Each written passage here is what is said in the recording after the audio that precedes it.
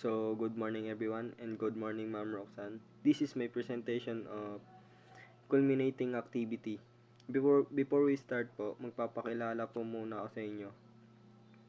Ako nga po pala si Rosales Jan Samuel G, age 18 years old, Eastern and Section UMS 12J, School Dasmariñas Integrated High School, Class Advisor Mr. Neil J. Slamotos. So, let's start na po. Grade 11 Specialist Subject.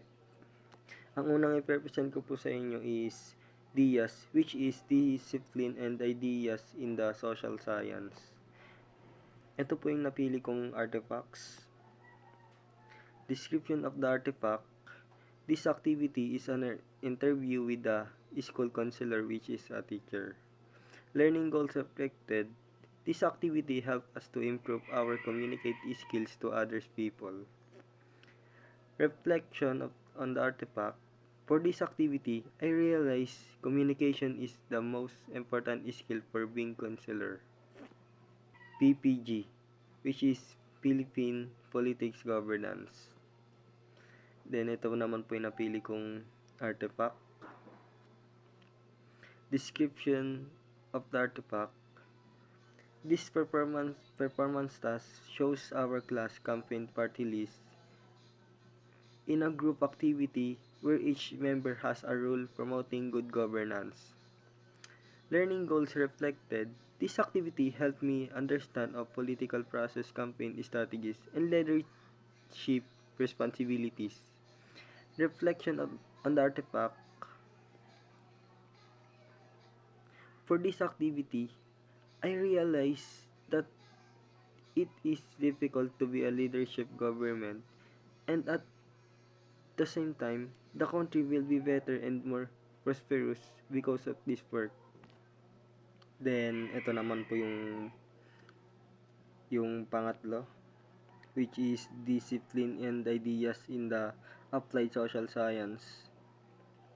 Ito naman po yung napili kong artifacts. Description of the artifact. This artifact is about the game, which is the Ikis mismo is our group game where players pass a whispered word or sentence from the back of the line to the front. Learning goals reflected. This activity helped us to improve listening and communication skills, encourage teamwork. Reflection on the artifact. For this activity, I realized it shows that learning can be enjoyable even without materials. Then, dito naman po tayo sa grade 12 specialized subject. Ang unang i-present ko po sa inyo is creative writing. Then, ito naman po yung napili kong artifacts, fable roleplay. Description of the artifact.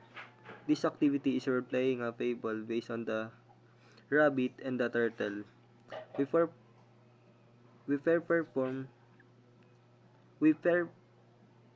the story creatively to show its message and moral through acting and storytelling. Learning goals reflected. This activity helped us to improve our creativity, storytelling skills while understanding the moral lesson of the fable. Reflecting on the artifact. For this activity, it helped me to understand what is a fable roleplay. CESC, which is Community Engagement, Solidarity, and Citizenship. Then, ito naman po yung napili kong artifacts, action plan. Description of the artifact. In our CESC subject action, we create an action plan where we focus on how to solve the problem in our barangay, which is the clogged canals. Learning goals reflected. This project helped us learn how to create an action plan and how to become responsible in our barangay. Reflection on the artifact. For this activity, it helped me understand the problems in my barangay. And because of this, I learned how to take care of our community. CNF, which is Creative Nonfiction. Then, ito naman po yung napili kong artifacts. Journal diaries for 10 days. The description of the artifact.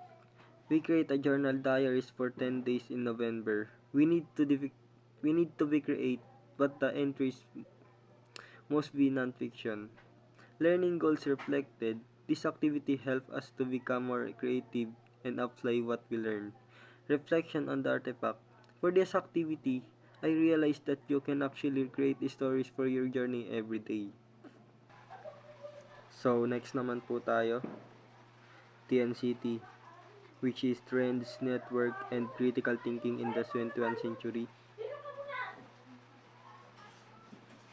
Then, ito naman po yung napili kong artifacts. Description of the artifact.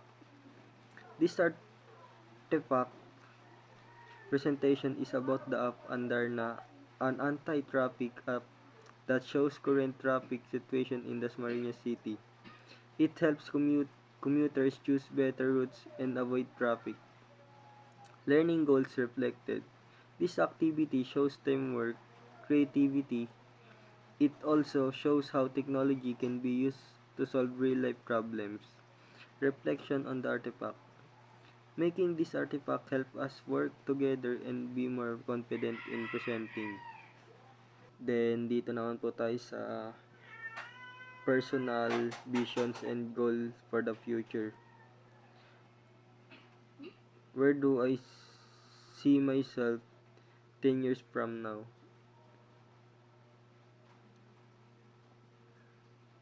Maybe 10 years from now, I see myself having my own business and a stable income. And maybe in the future, I'll be able to buy everything I ever dream of and go to the country I've always dreamed of visiting with my family. Then, ayun po. Thank you po sa pakikinig.